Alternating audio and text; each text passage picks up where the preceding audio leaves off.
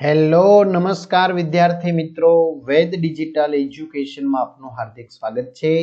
આજે આપણે ધોરણ 4 વિષય ગુજરાતીની અંદર દ્વિતીય સત્રાંત પરીક્ષા તારીખ 7/4/2025 ના રોજ લેવાનારી જે પરીક્ષા છે એનું 100% સંપૂર્ણ પેપરનું સોલ્યુશન જોવાના છીએ। તો ખાસ વિદ્યાર્થી મિત્રો, ચેનલમાં નવા હોય તો ચેનલ સબસ્ક્રાઇબ કરો જેથી તમને પછીના વિષયના વિડીયોની નોટિફિકેશન મળી શકે।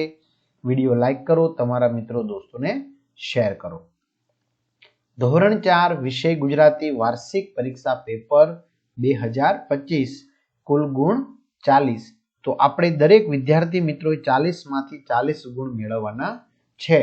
તો ચાલો એમના માટે તમારે વિડીયો છે સંપૂર્ણ નિહાળવો પડશે કે એમાં કેવા પ્રશ્નો હોય।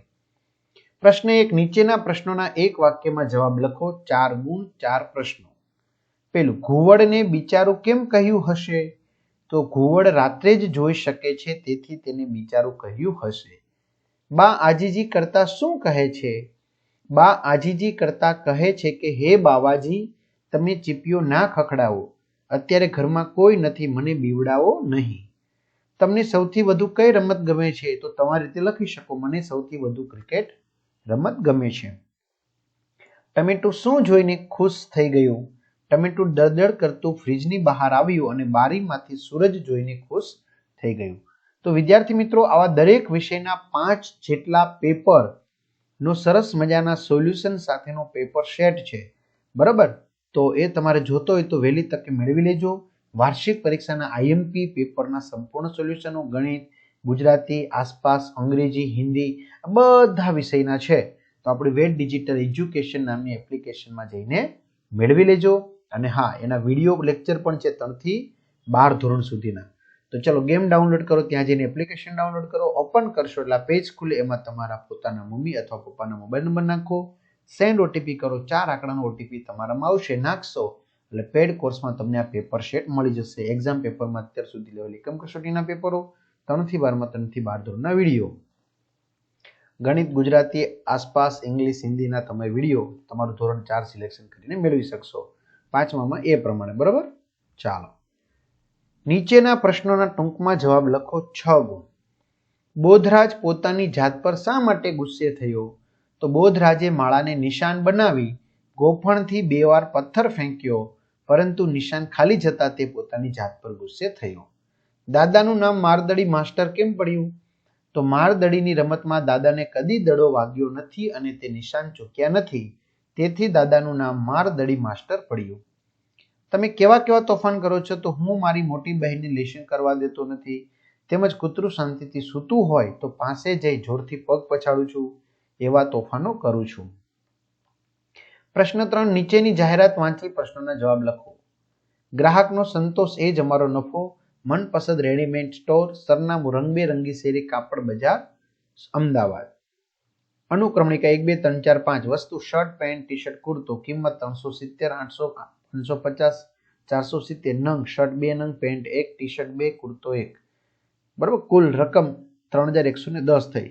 નોંધ, વેચેલો માલ પરત લેવામાં આવશે નહીં, માલ ફેરબદલ માટે રવિવારે જ આવવું, શનિવારે રજા રહેશે। ચાલો, તો મિત્તલે કુલ કેટલા રૂપિયાની ખરીદી કરી? મિત્તલે કુલ 3110 રૂપિયાની ખરીદી કરી। મિત્તલની ટી શર્ટ નાની પડી તો બદલાવા ક્યારે જશે? મિત્તલની ટી શર્ટ નાની પડી તો બદલાવા રવિવારે જશે। મિત્તલ કપડાની ખરીદી કરવા ક્યાં જશે? મિત્તલ કપડાની ખરીદી કરવા મનપસંદ રેડીમેડ સ્ટોરમાં જશે। દુકાનદાર પોતાનો નફો કોને ગણે છે? દુકાનદાર ગ્રાહકના સંતોષને જ પોતાનો નફો ગણે છે। આ માસમાં કેટલા દિવસ રેડીમેડ સ્ટોર બંધ રહેશે? આ માસમાં 4 શનિવાર આવતા હોવાથી 4 દિવસ રેડીમેડ સ્ટોર બંધ રહેશે। ઉદાહરણ મુજબ શબ્દમાં જરૂરી ફેરફાર કરો અને લખો।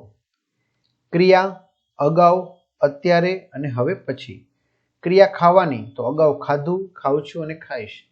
રમવાની ક્રિયા, રમેલો, રમું છું, રમીશ। હસવું, હસેલો, હસું છું, હસીશ। નમવું, નમેલો, નમું છું, નમીશ। તરવું, તરેલો, તરું છું, તરીશ। લખવું, લખેલું, લખું છું, લખીશ। સવાર કવિતાના આધારે સરખા ઉચ્ચારવાળા શબ્દોની જોડ બનાવો। જુએ, ધુએ, વર્તાયા, પથરાયા, સુએ, ધુએ, ટોળી, ખોળી, કુહુ, ઊહુ, ખુએ, ધુએ। ચલો, મુદ્દા પરથી વાર્તા બનાવી લખો। એક જંગલ, જંગલમાં સિંહની બોળ, બોળ પાસે ઉંદરનું દર, એક વખત ઊંઘતા સિંહના શરીર પર ઉંદરનું દોરડું, સિંહના પંજામાં ઉંદરનું પકડાઈ જવું, ઉંદરની છોડી મૂકવા વિનંતી, સિંહે ઉંદરને છોડી મૂકો, થોડાક દિવસો પછી સિંહનું શિકારીની જાળમાં ફસાઈ જવું, ઉંદરનું ઝાડને કાપી નાખવું, સિંહનું ઝાડમાંથી છૂટી જવું અને બોધ. તો મિત્રો સરસ મજાની વાર્તા અહીંયા લખેલી છે. આપેલું ચિત્રનું વર્ણન કરો. આ ચિત્ર ગામડાના ફળિયાનું છે. ચિત્રમાં વડીલો ખાટલા ઉપર બેસી વાતો કરી રહ્યા છે અને કેટલાક બાળકો વડીલોની વાતો સાંભળે છે. બીજા કેટલાક બાળકો રેતીમાં રમત રમે છે. આંગણામાં ગાય બાંધી છે અને તે છોકરી સામુ જુએ છે. કાચા દેશી મકાન આવેલું છે. ચલો ફકરો વાંચી પ્રશ્નોના જવાબ લખો. બરાબર, અહીંયા ફકરો આપેલો છે, એ વાંચવાનો છે તમારે. તો ચલો, મૂર્તિ બનાવનાર શિલ્પીનું નામ શું હતું?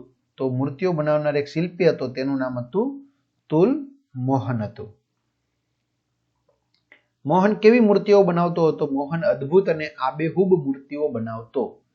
મૂર્તિ જોઈ ચોર શા માટે ભાગી ગયા? એમને થયું કે અહીં ચોકીદાર છે. ઘરના બારણા પાસે ચોકીદારની મૂર્તિ જોઈ ચોર ભાગી ગયા. મૂર્તિ શેની શેની બની શકે? મૂર્તિ પથ્થર, આરસ, લાકડાની અને પંચધાતુની બની શકે. તમને મૂર્તિ બનાવવાનું કહે તો કોની મૂર્તિ બનાવશો? મને મૂર્તિ બનાવવાનું કહે તો હું ગણેશજી, કૃષ્ણ અને શ્રી રામની મૂર્તિ બનાવું. તો આ રીતે સરસ મજાનું વિદ્યાર્થી મિત્રો સોલ્યુશન થઈ ગયું. તો વહેલી તકે સરસ મજાના 5 પેપરો છે, એનો પેપર શીટ મેં તમને કહ્યું એ પ્રમાણે આ જે પેપર શીટ છે વહેલી તકે એપ્લિકેશનમાં જઈ પેડ કોર્સમાંથી મેળવી લેજો. બરાબર, અને બધા મિત્રોને 40માંથી 40 ગુણ પ્રાપ્ત થાય એ વેદ ડિજિટલ પરિવાર શુભકામના પાઠવે છે.